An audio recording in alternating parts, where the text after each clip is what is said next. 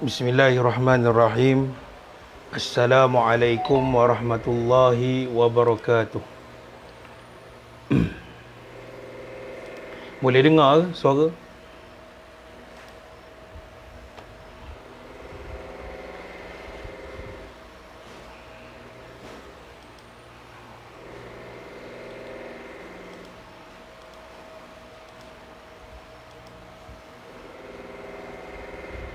Sekejap. Okey, kejap.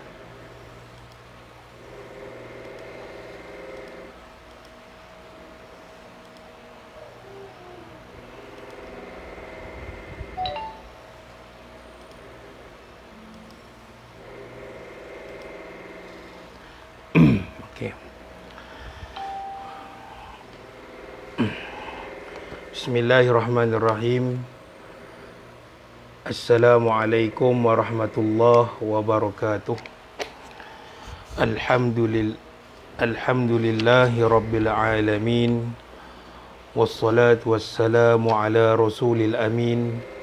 Sayyidina Muhammadin wa ala alihi wa sahbihi ajma'in. Allahumma aftah alaina hikmataka wa anshur alaina min khazaini rahmatika ya arhamar rahimin. Rabbi shrah li sadri wa yassir li amri wahlul 'uqdatam min lisani yafqahu qawli. Subhanaka la ilma lana illa ma 'allamtana innaka antal alimul hakim. Wala hawla wala quwwata illa billahil aliyil azim. Bismillahi ma sya'allah la yasuqul khaira illallah. Bismillahi ma sya'allah la yasrifus su'a illallah. Bismillahi ma sya'allah ma kana min ni'matin faminallah. Bismillahi ma sya'allah la hawla wala quwwata illa billah. Amma ba'du. Alhamdulillah, bersyukur kita kepada Allah Subhanahu wa taala dengan rahmat dan kasih sayang Allah Subhanahu wa taala, dan rahmat Allah taala itu untuk orang mukmin akan kekal sehingga yaumul akhirah. Dan kita patut bersyukur juga kepada Allah Subhanahu wa taala di atas nikmat-nikmat yang Allah berikan kepada kita semua.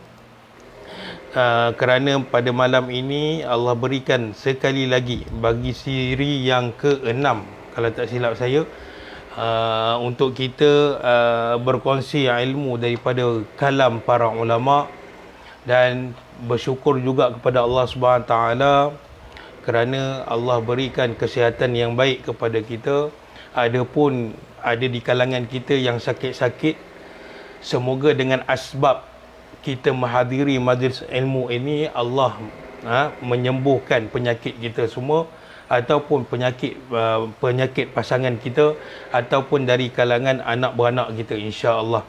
Selawat dan salam ke atas junjungan besar Nabi sallallahu alaihi wasallam, penghulu bagi seluruh para anbiya dan para rasul, dan yang seorang insan yang membawa kita keluar daripada kejahilan dengan berlandaskan wahyu Allah Subhanahu wa taala, iaitu baginda Nabi sallallahu alaihi wasallam. Dan seterusnya saya mengajak diri saya dan semua yang hadir pada malam ini untuk kita ikhlaskan diri kita untuk belajar ilmu agama ini, supaya dengan keikhlasan yang kita hadirkan di dalam diri kita itu, amalan kita mengaji pada malam ini, kita berhimpun di dalam majlis ilmu ini diterima oleh Allah Subhanahu wa taala. Dan yang keduanya, saya berpesan kepada diri saya dan kita semua, supaya bila kita nak belajar ilmu, kenalah bersedia dengan perkakasnya, seperti chef lah. Bila dia nak jadi tukang masak, dia kena sedia apa perkakasan ataupun alat-alat untuk kita memasak. Jadi untuk belajar dia ada alat-alat dia untuk kita ikat ilmu tu supaya tidak lari jauh daripada kita. Jadi sebelum kita meneruskan pembacaan kitab kita ini, ingin saya kongsikan hadis daripada kitab Syama'ilul Muhammadiyah. Apa makna Syama'ilul Muhammadiyah? Iaitu tentang kesempurnaan baginda Nabi sallallahu alaihi wasallam. Jadi mungkin selepas ini kita akan baca terlebih dahulu kitab Syama'ilul Muhammadiyah, yang hadis-hadis yang menceritakan tentang kesempurnaan baginda Nabi sallallahu alaihi wasallam. Selepas tu kita masuk kepada kitab.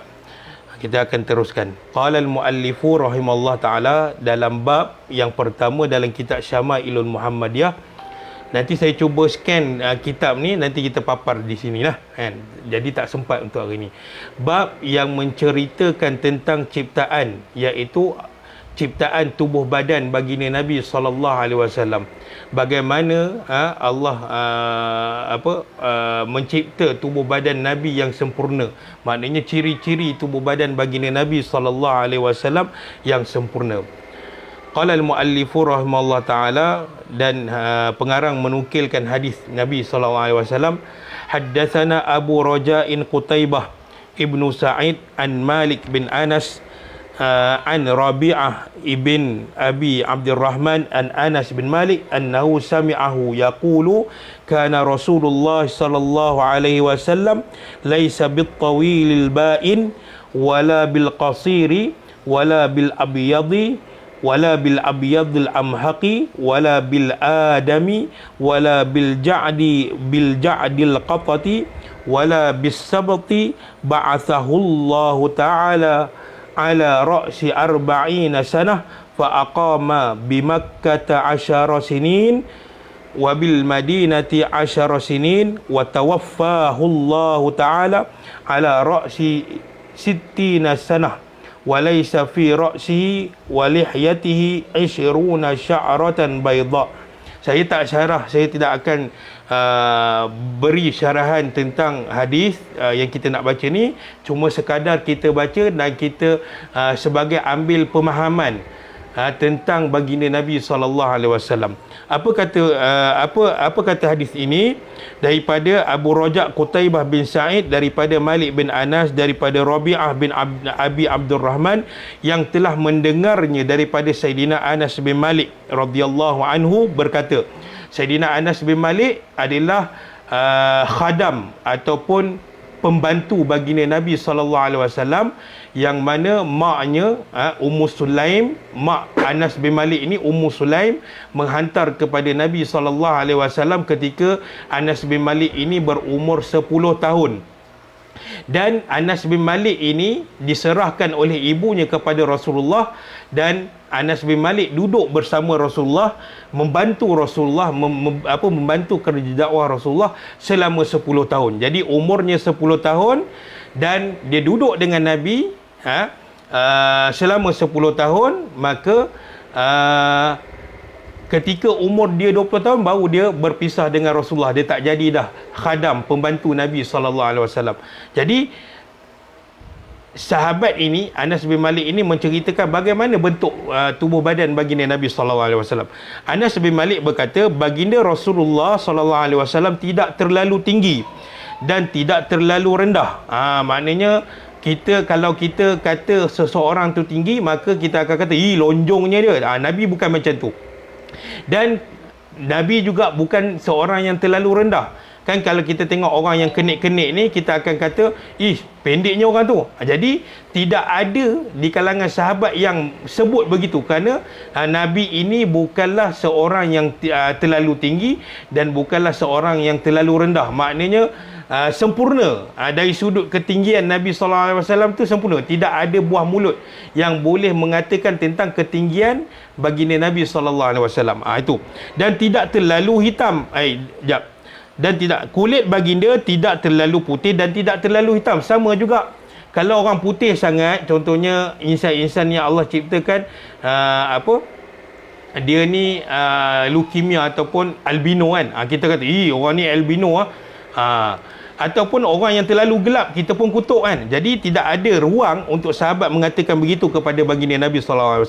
Rambut baginda tidak terlalu kerinting dan tidak terlalu urus. Kata ulama, rambut baginda dipanggil sebagai ikal mayang. Cantiklah. Okey. Allah Subhanahu wa taala telah mengutuskan baginda Nabi SAW menjadi rasul ketika usia baginda 40 tahun. Ini telah diwahyukan oleh Allah Subhanahu wa taala kepada Rasulullah untuk menjadi rasul.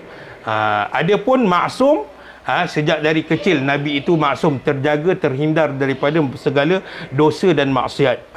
Bukan tunggu Nabi jadi rasul baru maksum, tak. Kata ulama, sejak pada kecil lagi Allah menjaga Nabi, menjaga Nabi daripada dosa dan maksiat. Seluruh para nabi dan para anbiya. Dan baginda tinggal di Mekah 10 tahun. Mesti kita pelik kan. Bukan ke dalam ceramah-ceramah ustaz yang lain kata Nabi tinggal di Mekah 13 tahun? Ya, ini lahjah Arab. Arab biasanya dia tak suka nombor-nombor yang ganjil. Dia suka nombor genap. Lahjah Arab. Tapi tidak, hadis ini tidak menafikan bahawa Nabi duduk di Mekah selama 13 tahun. Okey, tak ada keraguan di dalam hadis ini. Dan di Madinah 10 tahun. Maknanya 23 tahun lah. Allah Subhanahu wa taala mewafatkan baginda Nabi SAW pada usia baginda 60 tahun. Kita tahu Nabi wafat pada usia 63 tahun. Tapi seperti mana yang saya katakan tadi, ini lahjah Arab. Lahjah Arab, mereka ini kebiasaannya tidak tidak sesuai menyebut ganjil-ganjil ini. Mereka tak nak susahkan percakapan mereka.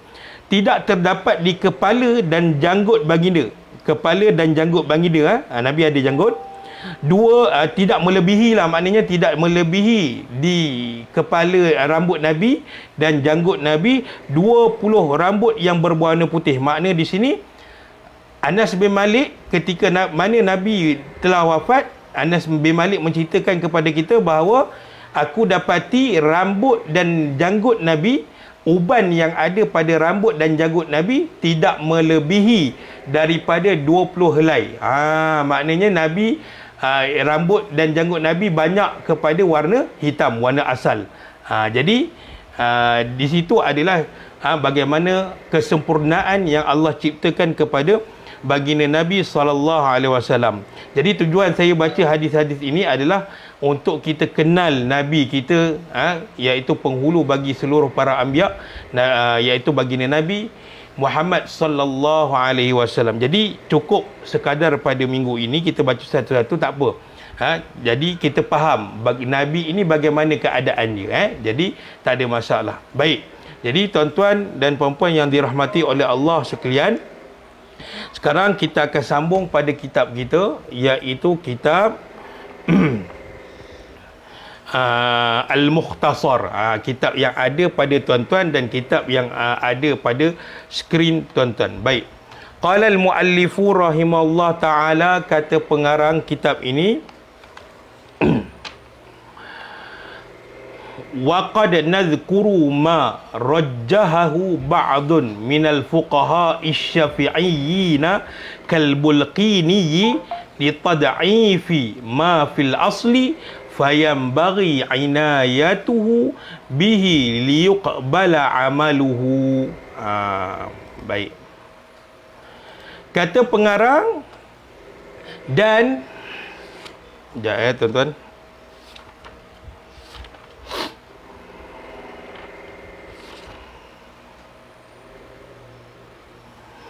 Dan akan kami sebutkan apa yang telah ditarjihkan oleh sebahagian daripada para ulama fuqaha, iaitu dalam kitab ini juga akan dibahaskan tentang fiqh. Fuqaha ini adalah ulama-ulama fiqh, ulama-ulama fiqh mazhab Syafi'i, seperti ini antara nama ulama yang terdapat di dalam mazhab Syafi'i. Imam Syafi'i ini adalah ketua bagi mazhab Syafi'i. Dan di dalamnya ada ulama-ulama yang terdiri daripada murid-murid Imam Syafi'i sendiri. Contohnya seperti Al-Bulqini, kata pengarang, kerana untuk melemahkan beberapa pendapat yang lemah pada kitab yang asal. Oleh itu, hendaklah seseorang itu bersungguh-sungguh mempelajari kitab ini agar diterima amalannya baik. Kita tengok satu persatu syarahan dia. Baik. Kata pengarang, dan kami sebutkan beberapa yang telah ditarjihkan. Maknanya dalam pendapat mazhab Imam Syafi'i, dalam mazhab Syafi'i ada pendapat-pendapat ulama yang lemah, ada pendapat-pendapat yang rajih. Rajih ni maknanya apa? Yang kuat. Tapi kita tak menafikan pandangan ulama yang lemah ni. Oleh sebahagian daripada para fuqaha mazhab Syafi'i seperti Al-Bulqini. Okey, yang ni saya nak tuan-tuan dan puan-puan catat. Siapakah nama sebenar bagi ulama yang ulama dalam mazhab Syafi'i, iaitu Al-Bulqini ni. Al-Bulqini ni. Ni. Al-Bulqini ni. Okey.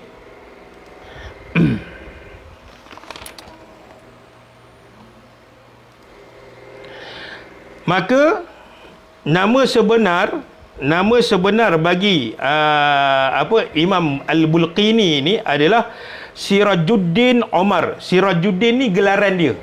Sirajuddin ni gelaran dia. Nama sebenar dia adalah Omar bin Raslan bin Nasir bin Saleh. Lagi sekali saya ulang. Nama bagi Imam Bulqini ni iaitu ulama dalam mazhab Syafi'i, salah seorangnya anak murid kepada Imam Syafi'i, iaitu Al-Bulqini. Al-Bulqini ni nama sebenar dia adalah Omar bin Raslan. Tapi gelaran dia letak gelaran dia di depan dulu, Sirajuddin Omar. Nama dia Omar bin Raslan bin Nasir bin Saleh. Itu nama dia. Nama sebenar bagi Imam Al-Bulqini ini adalah Omar bin Raslan bin Nasir bin Saleh. Tu. Baik. Apa kelebihan yang terdapat pada ulama ini yang bernama Al-Bulqini ini? Kita ambil beberapa saja. Yang pertama, dia ini seorang yang hafiz Quran, yang menghafal Al-Quran ketika umurnya 7 tahun. Ini kekuatan para ulama, terutamanya dalam mazhab Syafi'i, dan ulama-ulama mazhab lain begitu juga. Ini kekuatan ulama-ulama kita. Dan tidak ada, jarang orang zaman sekarang anak-anaknya yang umur 7 tahun dah hafal Al-Quran full 30 juzuk. Dan kemudian pada umurnya, di sini saya ada keraguan sikitlah yang saya tulis. Yang saya tulis bukan pada kitab dia. Pada umur sama ada 15 tahun ataupun 19 tahun, Imam Al-Bulqini ini, iaitu anak murid kepada Imam Syafi'i ini, telah diberikan izin oleh gurunya untuk memberi fatwa pada umur 15 ataupun 19 tahun. Subhanallahal-azim, kalau kita ukur umur ini adalah anak-anak kita yang baru sekolah menengah. Sama juga ketika mana Imam Syafi'i rahimahullah ta'ala, imam mazhab kita, bila dia belajar dengan Imam Malik, iaitu ketua bagi mazhab Maliki, Imam Malik telah mengizinkan imam kita, iaitu siapa dia? Imam Syafi'i, pada usia yang muda, kalau tak silap saya pada usia 17 tahun, Imam Syafi'i telah dibenarkan, telah diberi izin oleh Imam Malik untuk memberikan fatwa. Jadi bukan calang-calang, tuan-tuan, seseorang yang nak dikatakan alim, maka bukan setakat dia belajar pergi luar negara macam saya ni, kan? Tak layak pun nak mengajar tuan-tuan, tapi atas dasar sayang dan kasih sayang kepada kita semua, saya nak kongsikan ilmu para ulama. Saya hanya kongsikan kepada tuan-tuan, bukan mengajar. Jadi walaupun belajar di luar negara, masih tidak boleh disebut sebagai alim. Jadi alim ni sekurang-kurangnya dia menguasai, bukan mempelajari, dia menguasai 12 cabang ilmu dalam agama. Termasuklah ilmu bahasa Arab, kekuatannya. Termasuklah yang dititik beratkan kita semua ni, iaitu ilmu fardu ain. Itu kena hadam. Jadi Imam Bulqini ini pada usia 7 tahun dia dah hafal. Dia dah hafal seluruh Al-Quran. Dia dah hafal seluruh Al-Quran 30 juzuk. Full versi. Dan pada umur dia belasan tahun telah diizinkan oleh gurunya untuk memberikan fatwa. Subhanallah al-azim. Jadi kata-kata pengarang ini, maka pengarang dia mengatakan daripada para fuqaha mazhab Syafi'i seperti Bulqini, kerana untuk melemahkan beberapa pendapat yang lemah pada kitab asal. Saya tak sempat nak snap muka depan kitab asal. Kitab asal namanya kitab asal sebelum direngkaskan oleh pengarang dalam kitab ini. Kitab asalnya kitab Arab, namanya Sulamun Taufiq. Sulamun Taufiq. Sulamut Taufiq. Okey, kitab asalnya namanya begitu.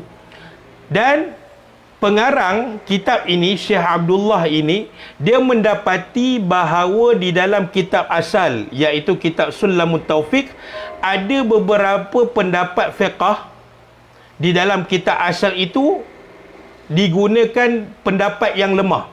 Maka Syekh Abdullah, pengarang kitab ini, dia kata apa? Dia selain daripada dia merengkaskan kitab asal, dia juga telah bukan membuang, telah memasukkan di dalam kitab kita ini yang ada pada tuan-tuan ini pandangan-pandangan yang kuat dalam bab fiqh daripada mazhab Syafi'i. Siapa tak jelas? Boleh jelas tak?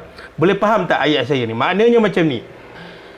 Syekh Abdullah, pengarang kitab yang ada depan tuan-tuan ini, kehebatan beliau, alimnya beliau ini bukan sekadar dia mampu meringkaskan kitab daripada kitab asal, buku asal, iaitu dipanggil Sulamut Taufiq. Tetapi pengarang kitab yang ada depan tuan-tuan ini juga dia mampu meletakkan pendapat yang mana yang lebih kuat di dalam mazhab Syafi'i. Jadi Syekh Abdullah ini dia telah menghazafkan. Hazaf ni maknanya telah mengedepikan pandangan-pandangan yang ada di dalam kitab asal yang lemah, dan dia memasukkan di dalam, menggantikan di dalam kitab ini dengan pandangan-pandangan perbahasan-perbahasan fiqh yang kuat daripada ulama-ulama mazhab Syafi'i. Okey, jelas? Jelas ke tidak? Apa yang saya nyatakan? Okey. Jadi bukanlah bermakna Syekh Abdullah ini buang pandangan-pandangan ulama daripada kitab asal tu, tidak. Tetapi Syekh Abdullah nak ajar kepada kita, pengarang kitab ini dia nak ajar kepada kita supaya kita ambil pendapat-pendapat fiqh dalam mazhab Syafi'i, pendapat-pendapat yang kuat. Okey. Jadi kita nak jelas di situ. Tak ada masalah kalau tuan-tuan baca kitab fiqh mazhab Syafi'i, ada pandangan-pandangan daripada ulama-ulama mazhab Syafi'i, boleh guna, tak ada masalah. Tetapi Syekh Abdullah dia sangat-sangat menitik beratkan ilmu itu sehingga dia mampu memasukkan di dalam kitab yang ada di depan tuan-tuan ini pandangan-pandangan mazhab Syafi'i yang kuat. Bila kuat makna itu yang paling rajih. Yang paling rajih ni maknanya yang paling sesuai kita amalkan. Okey, macam itulah. Okey, baik. Kerana untuk melemahkan beberapa pendapat yang lemah ada pada kitab asal, oleh itu hendaklah seseorang itu bersungguh-sungguh mempelajari kitab ini agar diterima amalannya. Syekh pengarang kitab ini selain dia mampu meringkaskan daripada kitab asal dan lahirlah kitab ini, pengarang juga mampu untuk meletakkan, memasukkan di dalam kitab ini pandangan-pandangan yang kuat dalam mazhab Syafi'i dalam bab fiqh. Kemudian kenapa di situ ada jawapan dalam kitab tuan-tuan tu ada, ataupun di skrin tuan-tuan ni ada jawapan daripada soalan yang saya nak tanya ni. Kenapa Syekh ataupun pengarang kitab ini dia katakan bahawa hendaklah kita ni, seseorang itu bersungguh-sungguh mempelajari kitab ini agar diterima amalannya. Kenapa? Sebab ada orang yang melakukan ibadah kepada Allah Subhanahu Wa Taala tanpa ilmu. Tanpa ilmu ni contoh, dia menunaikan solat tetapi dia tak tahu langsung tentang rukun solat, syarat sah solat, apakah perkara-perkara yang membatalkan solat. Adapun puasa pula, apa dia rukun puasa, apa dia syarat, apa perkara-perkara yang boleh membatalkan puasa. Jadi seseorang yang menitik beratkan ilmu, dia perlu faham. Selain daripada dia melaksanakan ibadah, dia perlu faham perkara-perkara yang perlu dia belajar di dalam ibadah tersebut. Dia umpama orang yang melakukan amalan itu, dia tidak belajar, umpama kosong, tak ada apa-apa. Takut-takut sehingga dia tidak kenal Allah Subhanahu Wa Taala. Saya pernah jumpa orang-orang yang macam ni. Tapi tak ramai lah kan. Jadi pengarang kitab ini dia kata, sebab itu dalam perkara fiqh ini, sebahagian daripada perkara hukum hakam iaitu bab fiqh ini, dia termasuk di dalam fardu ain. Wajib kita ketahui. Walaupun seumur hidup kita belajar sekali seumur hidup, lepas tu kita tak belajar dah. Wajib ketahui sekurang-kurangnya. Tapi jangan kita jadi seorang yang malas sangat. Okey? Jadi sebab apa? Untuk diterima amalan kita itu. Ada orang yang puasa, kan? Puasa Ramadan. Bila kita tanya dia, hang puasa tak hari ni? Puasa. Pagi tadi hang niat tak? Baca niat tak? Lepas tu dia tanya kita balik. Puasa Ramadan ni kena niat ke? Bukan bila datang Ramadan, bila datang bulan Ramadan terus puasa. Itu salah satu contoh orang yang beramal, membuat amal ibadah tetapi tidak mengetahui apa perkara yang penting sebelum melakukan ibadah. Dia tak tahu pun bahawa niat tu wajib untuk seseorang yang berpuasa wajib. Okey, jadi di situ kita boleh ketahui. Di situ membezakan sama ada amalan itu diterima ataupun tidak. Kalau kata dia tidak berniat, mungkin puasa dia kosong. Sebab apa? Kita tak tahu dia tu puasa apa walaupun dalam bulan Ramadan. Sebab itu niat ini selain daripada puasa, solat juga dia menjadi rukun utama dalam rukun 13 rukun solat. Itu menjadi utama. Jadi kita kena belajar. Contohnya kita belajar tentang solat, rukun solat ada 13 semua tu, walaupun kita tak dengar syarahan dia, tetapi kita tahu satu persatu, itu pun dah cukup. Tetapi untuk kita tambah ilmu kita, kita kena belajarlah lebih daripada itu. Baik, selesai. Ada yang kurang difahami. Okey, kalau tak ada, kita teruskan lagi. Baik. Itu tujuan kita mempelajari ilmu fiqh. Jadi di situ kita katakan bahawa Allah telah memberikan jalan kepada kita untuk kita menuju ke jalan syurga. Bagi siapa yang mengikut perintah Allah, apa yang Allah perintahkan, apa yang Allah suruh kita buat, maka itu adalah jalan untuk kita menuju ke syurga Allah yang kekal abadi. Itu dipanggil tariqah, untuk kita sampai kepada syurga Allah, selain daripada kita wajib belajar tentang akidah dan tentang cara kita nak perbaiki hati kita. Salah satunya ilmu fiqh juga termasuk dalam ilmu fardu ain. Maka kita nak amalan kita ini diterima oleh Allah SWT, wajib belajar ilmu fardu ain. Qala al-muallifu rahimahullah ta'ala, berkatalah pengarang lagi, asmainahu mukhtasara Abdillahil Harari al-kafila bi'ilmi dini ad-daruri. Baik. Kata pengarang, kami judulkan, kami tu berbalik kepada pengarang kitab inilah, Syekh Abdullah. Kami judulkan kitab ini mukhtasar. Mukhtasar ni apa makna? Tuan-tuan boleh tengok perkataan mukhtasara. Mukhtasar ni ringkasan.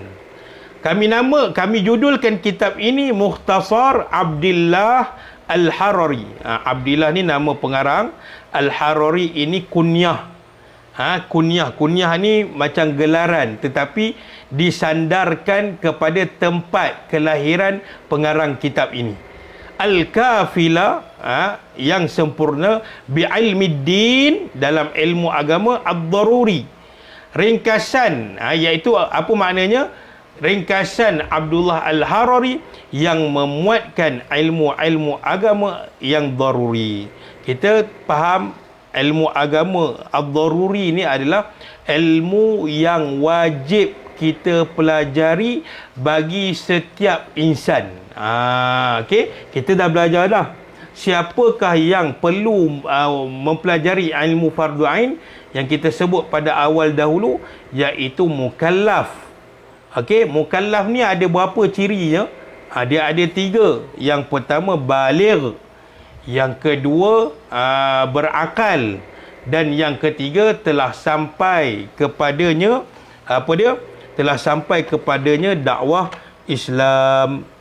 Apa kata Nabi SAW? Nabi telah bersabda dalam satu hadis yang diriwayatkan oleh Imam Baihaqi, dan ulama hadis ini telah mengatakan hadis ini bahawa taraf hadis ini adalah taraf hasan. Apa kata Nabi? Nabi bersabda, talabul ilmi faridatun ala kulli muslim. Apa kata Nabi SAW? Mempelajari ilmu. Ilmu apa yang dikhususkan dalam hadis ini? Ilmu agama yang fardu ain. Mempelajari ilmu agama yang fardu ain, faridatun adalah kewajipan ala kulli muslim, ke atas semua muslim. Dan kita ketahui bila mukallaf ini sama ada muslim ataupun non muslim, apabila dia lengkap pada dirinya 3 ciri yang kita sebutkan pada awal mukaddimah, iaitu baligh, berakal dan sampai kepada dakwahnya Islam, maka seseorang itu wajib mempelajari ilmu fardu ain. Adapun non-muslim pada hari ini, dia tidak mempelajari ilmu fardu ain ini, adalah itu ingkarnya mereka kepada perintah Allah Subhanahu Wa Taala. Jadi mukallaf ini termasuklah non-muslim. Sebab apa? Mereka dalam kategori yang berakal. Mereka juga kategori mereka telah balik, cukup umur. Dan non-muslim pada mereka yang ada di sebelah kita, yang ada di sekeliling rumah kita, jiran kita yang non-muslim ini, telah sampai tak dakwah Islam kepada mereka? Ya, telah sampai. Tanda paling mudah telah sampai itu, mereka mendengar kalimah 2 kalimah syahadah itu. Senang cerita, kat mana mereka boleh dengar 2 kalimah syahadah itu? Laungan azan. Kata ulama, laungan azan itulah tanda dakwah Islam itu sampai kepada mereka. Jadi kita yang memang dah muslim ini, kata ulama wajib menjaga kalimah 2 kalimah syahadah itu dalam diri kita. Dan berdosa besar barang siapa yang keluar daripada agama Allah Subhanahu Wa Taala. Kita yang dah memang asal muslim, Yang mukmin wajib jaga 2 kalimah syahadah yang ada di dalam diri kita. Wajib yakin Allah itu esa. Wajib yakin dengan kerasulan Nabi SAW. Maka kita perlu jaga benda itu. Adapun orang yang keluar daripada agama Allah Subhanahu wa ta'ala, maka itu perkara yang sangat-sangat dikeji, bahkan ia merupakan dosa besar kepada Allah Subhanahu wa ta'ala. Wal muradu bi ilmi fi hadhil hadis, dalam hadis yang kita baca tadi adalah ilmuddin, asyamilu li ma'rifatu, okey, wa ma'rifatur rasul, okey. Dan ilmu agama ini, macam kita semua orang awam, ilmu fardu ain ini tidak disyaratkan kepada kita semua untuk belajar sehingga terperinci. Okey, faham? Maknanya tidak disyaratkan ke atas kita. Kita ni kan dah tergolong dalam mukallaf, wajib belajar fardu ain. Tetapi tidak disyaratkan kepada kita wajib secara terperinci. Maknanya kita sebagai orang awam, contoh kita mempelajari sifat 20 Allah Ta'ala, wujud, qidam, baqa, mukhalafatuhu lil hawadith, qiyamuhu binafsihi, maka tidak disyaratkan kepada kita yang orang awam untuk mempelajari secara terperinci. Adapun bagi kita orang awam ini cukup sekadar kita mempelajari apa? Ataupun kita mengetahui bahawa Allah mempunyai sifat-sifat yang sempurna. Seperti yang kita belajar, seperti yang kita belajar dalam sifat 20 dulu-dulu. Jadi cukup sekadar kita mengetahui, walaupun dia pernah belajar sekali semua hidup, cukup sekadar tu. Adapun kalau kita nak belajar lebih daripada itu, kita tahu syarahannya, apa dalil Allah ini wujud, apa dalil Allah ini baqa, kekal, maka itu lebih baik. Tapi cukup sekadar kita mempelajari mempelajari secara asas. Jangan sampai bila orang tanya kepada kita, kita tak tahu. Dia ada beberapa perkara yang boleh membatalkan iman kita. Antaranya perkara apabila seseorang itu ditanya kepada dia, apabila seseorang itu dia mengatakan bahawa betul ke Allah ini wujud? Dia ragu-ragu dalam hati dia. Ragu-ragu macam mana? Dia ada syak wang sangka terhadap kewujudan Allah Ta'ala.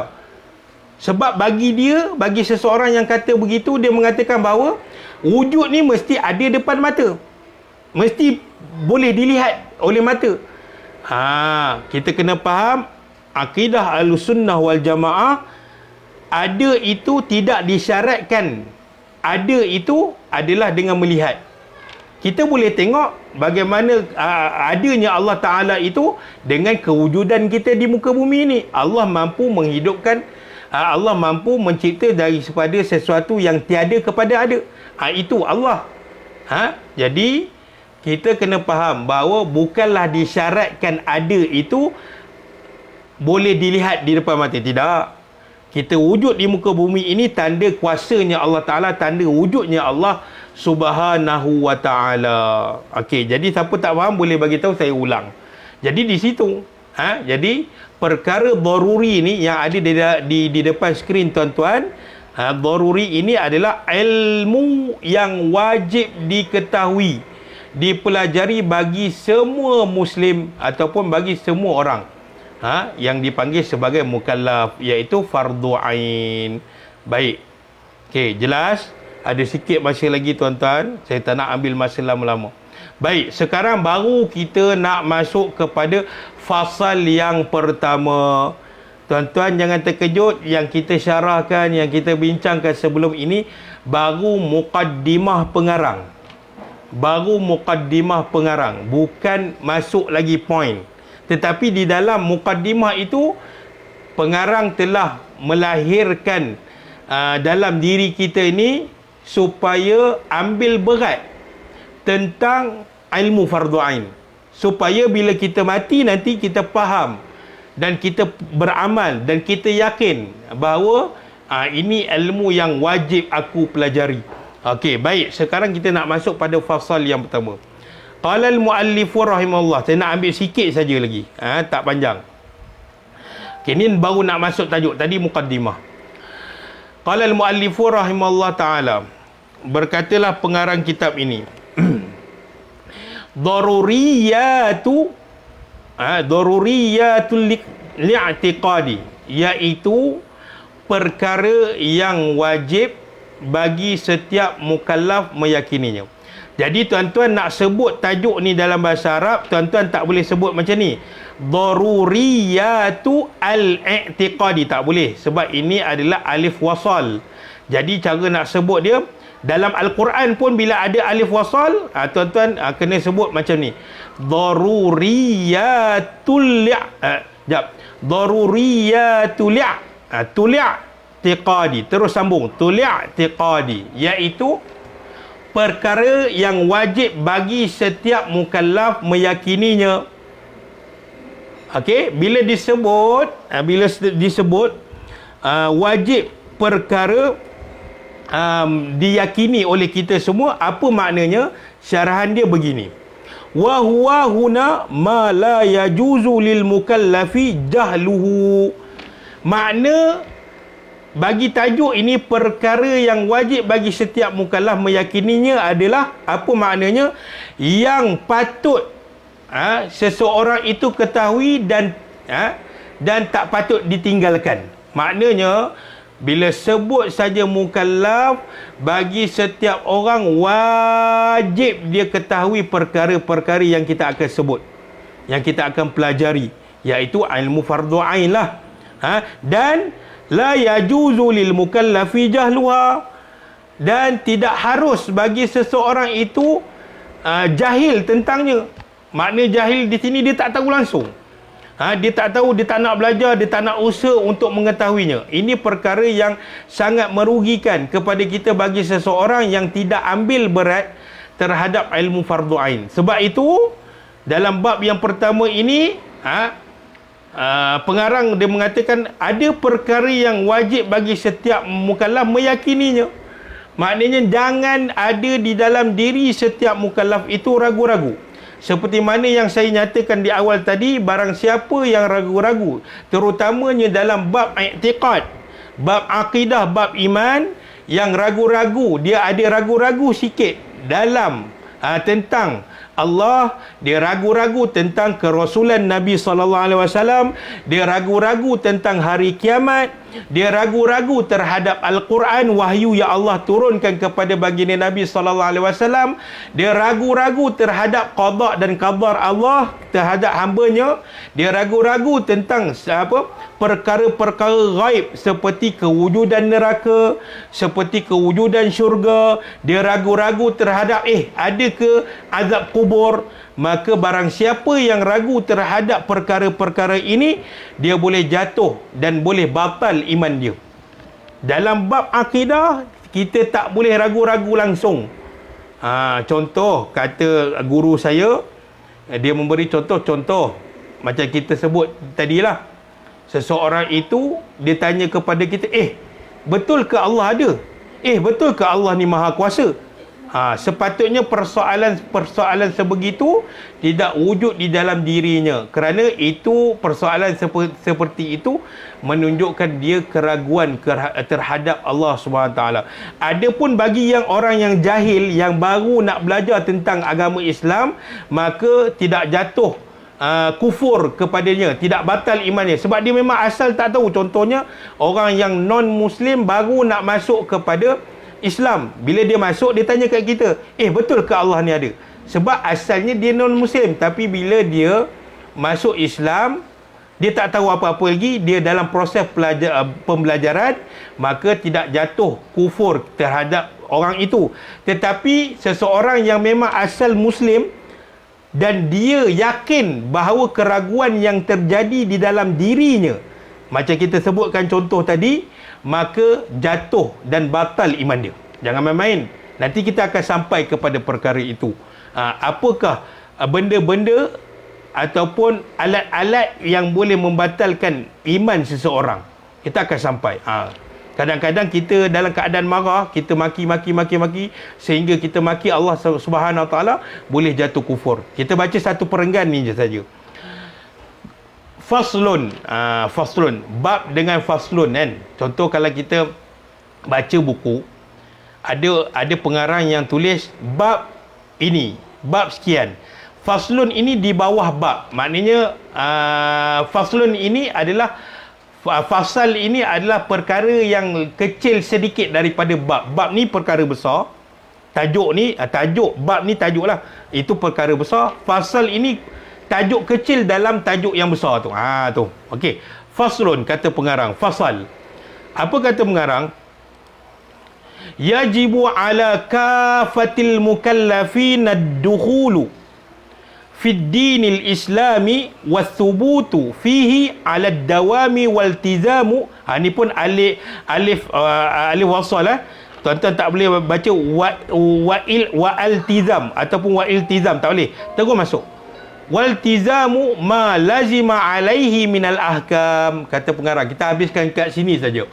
Wajib ke atas setiap mukallaf memeluk agama Islam dan tetap di dalamnya untuk selama-lamanya, serta patuh dalam melaksanakan segala hukum hakam yang diwajibkan ke atasnya. Baik, dekat sini tuan-tuan buat slash. Ada dua perkara tiga perkara dalam perenggan ini. Yang pertama, tuan-tuan boleh tulis nombor satu kecil dekat atas tu. Yang pertama, kita nak fahamkan wajib ke atas setiap mukallaf memeluk agama Islam. Sampai situ yang pertama. Yang kedua, tetap di dalamnya untuk selama-lamanya. Sampai situ, itu nombor dua. Okey. Yang ketiga, patuh dalam melaksanakan hukum hakam yang diwajibkan ke atasnya. Jadi ada 3 poin dalam perenggan ini. Okey, saya nak bagi tahu tentang poin yang pertama, iaitu wajib ke atas setiap mukallaf memeluk agama Islam. Bila kita sebut mukallaf, kita dah sebutkan sebelum ini, mukallaf tu siapa? Mukallaf itu yang terdiri pada diri dia 3 ciri, iaitu baligh, cukup umur, berakal, tak gila, bukan orang yang tak siuman, dan sampai kepada dakwah Islam.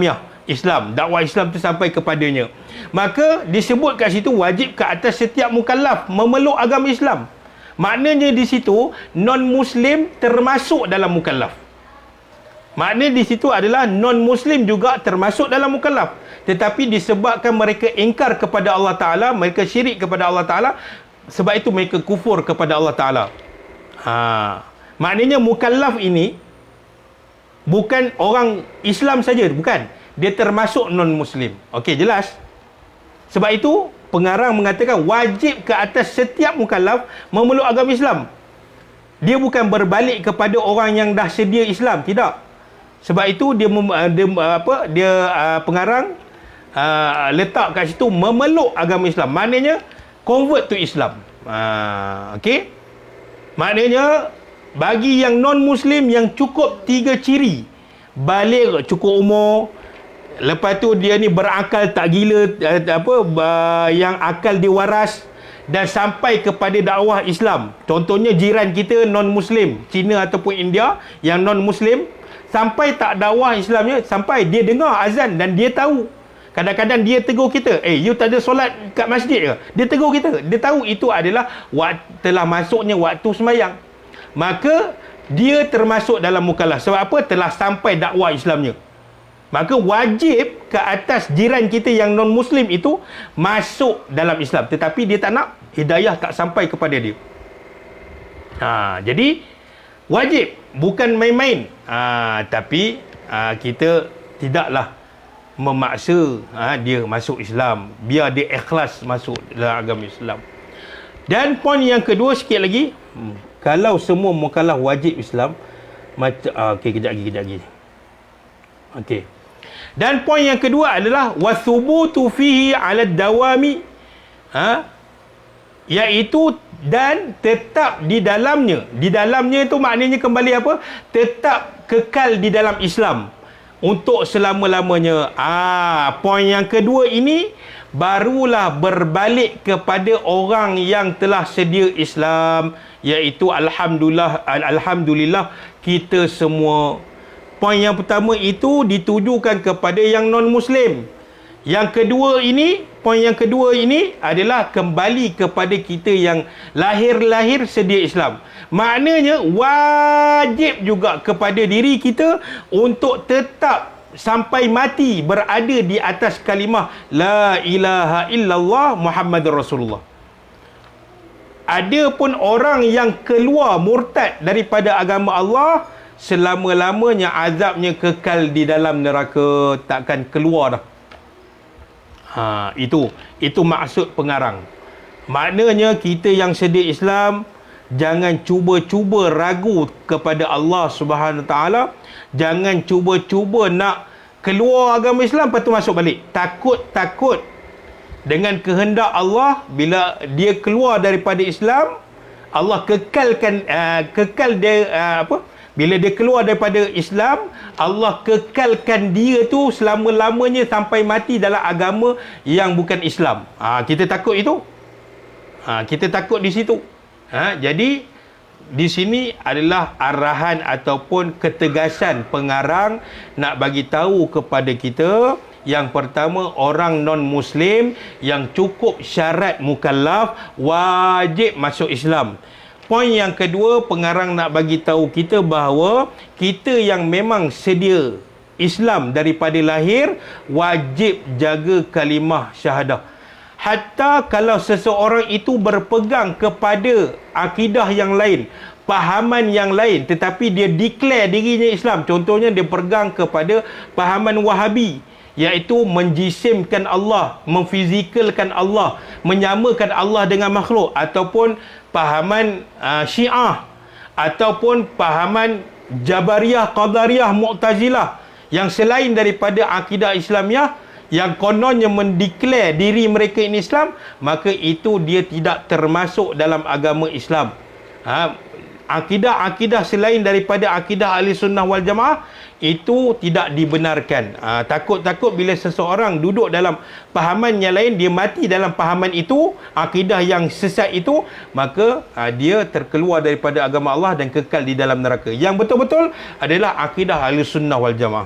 Dan yang terakhir untuk malam ini, tuan-tuan, sikit lagi, iaitu poin yang ketiga, serta patuh, iaitu dalam bahasa Arab dia disebut waltizamu ma lazima alaihi minal ahkam.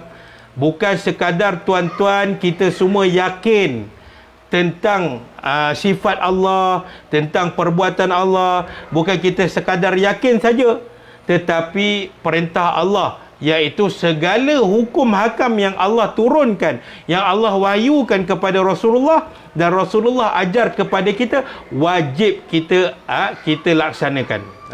Maknanya bukan sekadar di mulut dan hati saja dia kata aku yakin Allah ni ada, tetapi amalan yang diperintahkan oleh Allah Subhanahu taala dia tak nak buat. Tak boleh. Itu maknanya seseorang itu rendah iman dia.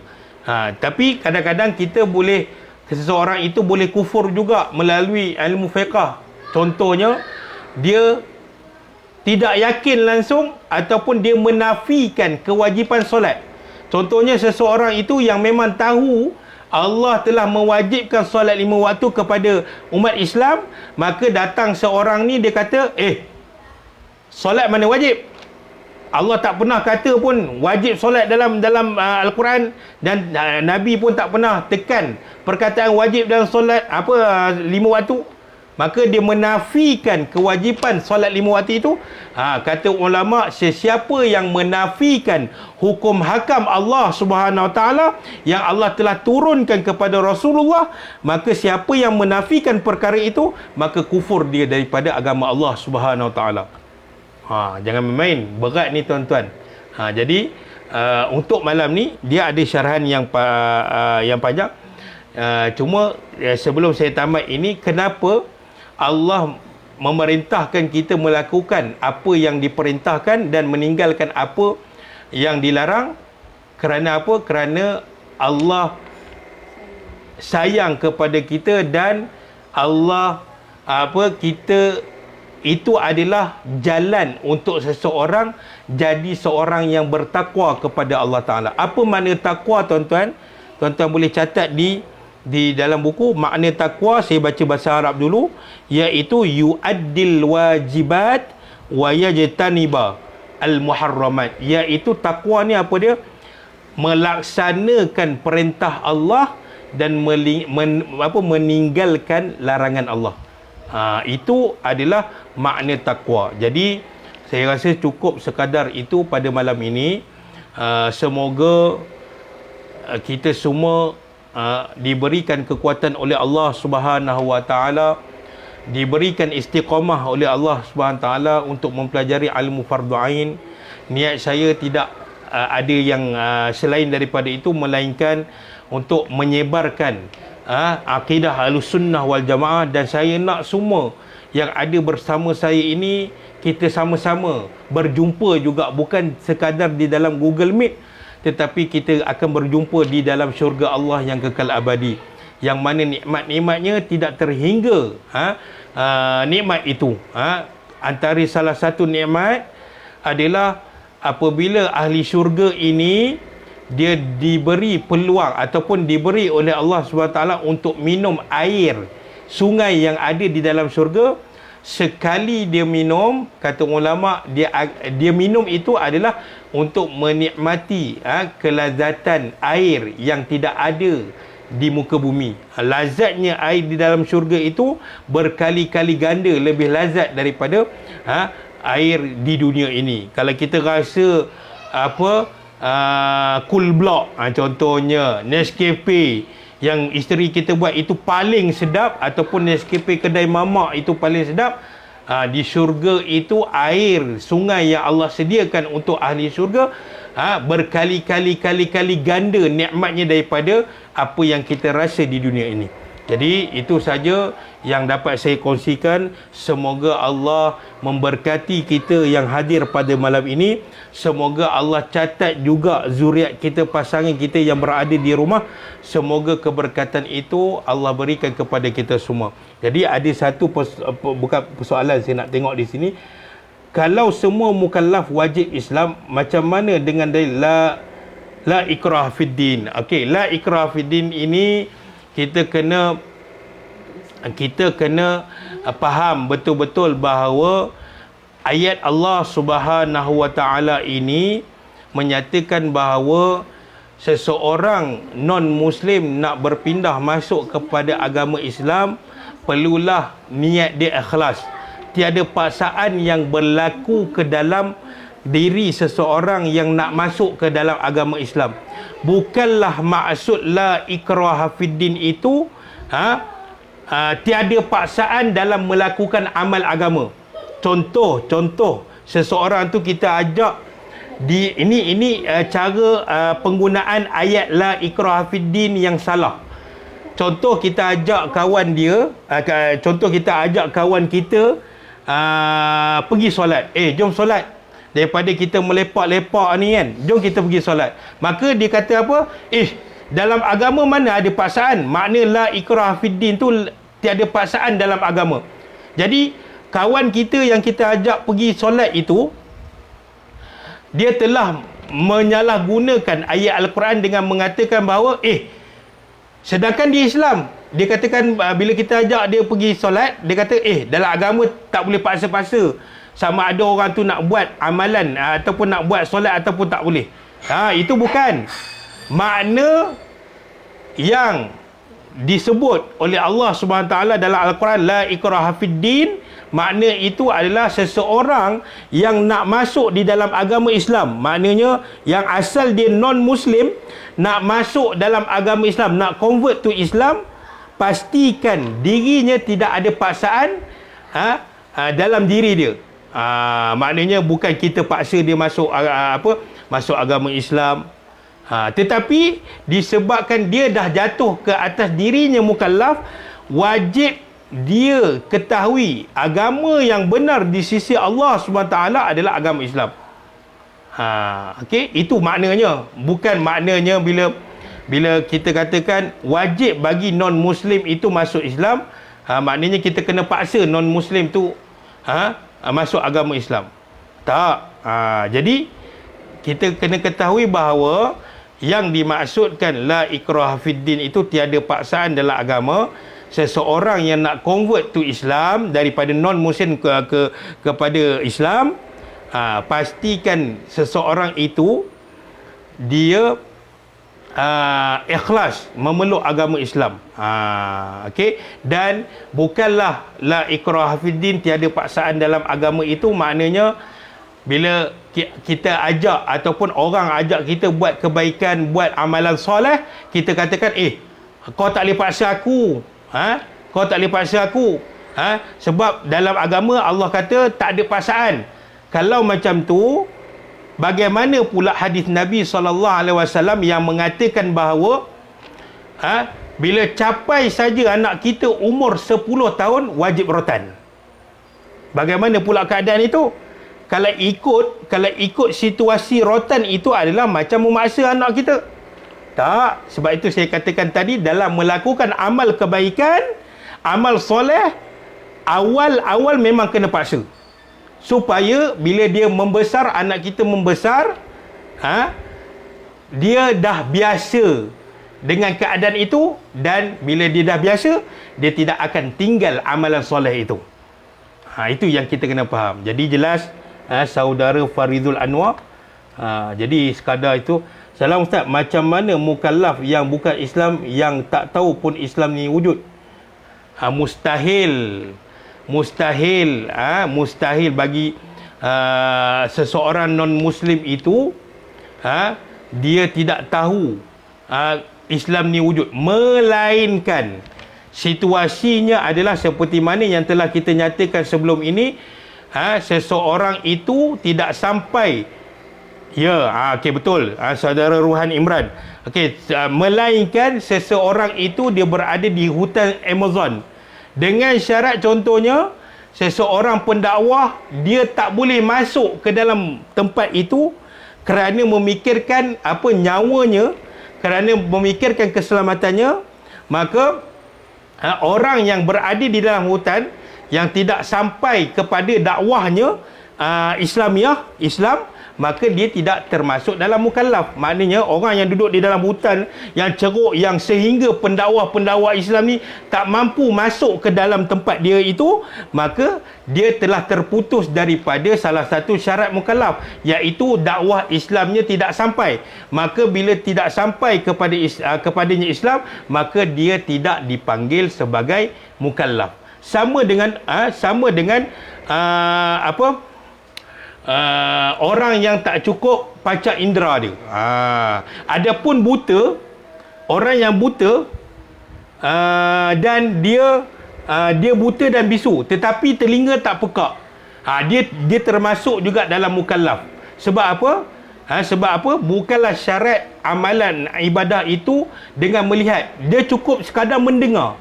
Bila dia dengar, orang buta dengan orang bisu ni, bila dia dia dengar perkara itu, dia mampu buat. Dan cuma kita ajar dia lah cara nak buat solat tu.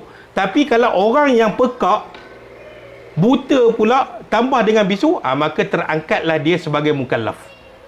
Dia kena tengok situ.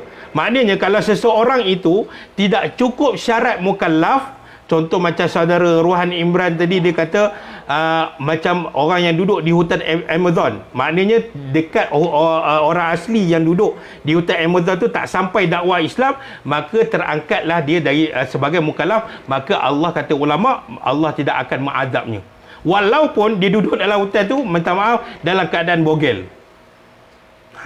Itu dia tak adalah dipanggil sebagai ahli fatrah. Ahli fatrah ini adalah golongan yang diampunkan oleh Allah Subhanahu Wa Taala, yang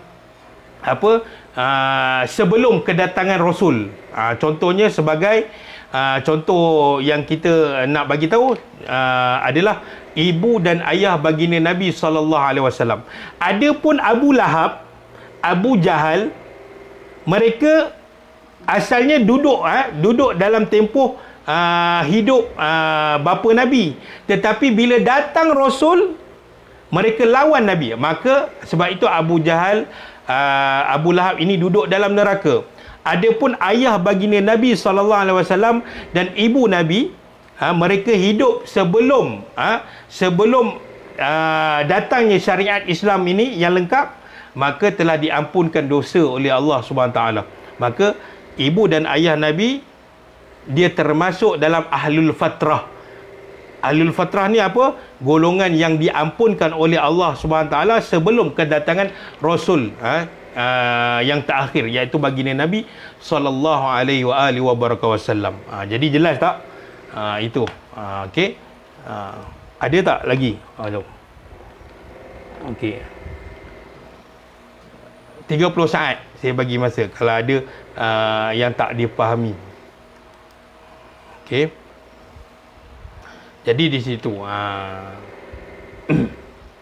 semua ni sebenarnya ada baik di dunia ni, ada baik dan ada buruk, ada orang jahat, ada orang baik. Semua ini adalah kehendak Allah Subhanahu Wa Taala.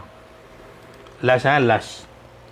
Bayi dan syndrome Down termasuk ahli fatrah. Tak Ustaz. Ahli fatrah ni seperti mana yang kita katakan bahawa adalah golongan yang diampunkan oleh Allah Subhanahu Wa Taala sebelum kedatangan Rasul. Itu dipanggil ahli fatrah. Adapun bayi dan syndrome Down. Bayi ni dia tak mukallaf. Sebab itu dia bila dia meninggal, dia ada apa macam ni. Bayi dia bukan mukallaf. Cukup tak syarat bayi? Cukup tak pada bayi itu syarat mukallaf? Bayi tu balik ke tak? Cukup umur tak? Tak. Bayi tu berakal tak? Tidak. Maknanya berakal ni dia boleh fikir baik dan buruk. Bayi kita yang bagi susu, ibu yang bagi susu. Nak salin pampers dia pun mak ayah dia. Okey. Dan juga sampai tak dakwah Islamiah dia? Sampai. Ketika lahir tu kan mak ayahnya azan. Tetapi dua syarat yang tadi tak cukup, maka tidak dipanggil mukallaf. Maka kalau dia mati sekali pun, dia akan berada di dalam syurga Allah Subhanahu Wa Taala. Dan hadis Nabi pun ada menyatakan antara golongan yang yang tidak akan dihisap oleh Allah Taala dan dia terus ke dalam syurga, ada 3 golongan kata Nabi SAW. Seingat saya, kata guru saya, yang pertama adalah para anbiya dan para rasul. Mereka ini akan terus ke syurga, tidak akan dihisap oleh Allah SWT. Yang kedua, para syuhada yang berjuang di medan ma'rikah, iaitu bertempur di medan perang. Ini akan terus ke dalam syurga Allah SWT. Dan yang ketiga kata Nabi, iaitu bayi-bayi yang baru dilahirkan, yang bukan mukallaf lah. Maknanya hatta kalau bayi itu dilahirkan oleh ibu non-muslim, kalau dia mati dia dalam syurga. Sebab dia bukan mukallaf. Termasuk syndrome Down. Okey, syndrome Down ni apa? Akal dia tak normal. Dia tak cukup syarat mukallaf tu. Dia balik, okey balik. Umur dia dah cecah 20 tahun. Anak kita kan, contoh. Bagi yang ada anak yang ada sindrom Down, umur dah balik ke dah? Sebab apa? Syarat balik ini mesti lepas, salah satunya lepas daripada 15 tahun, walaupun tak keluar air mani, walaupun tak keluar darah haid, selepas saja 15 tahun, maka dia dikira balik. Tuan-tuan balik ke tak? Dah balik lah, umur 40, 60, umur 30 balik lah. Dah lepas 15 tahun. Okey, sindrom Down. Okey, lepas dah syarat pertama.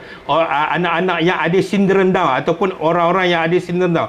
Yang kedua, akal dia waras tak? Tak waras. Sebab urusan kehidupan dia, mak ayah dia yang aturkan.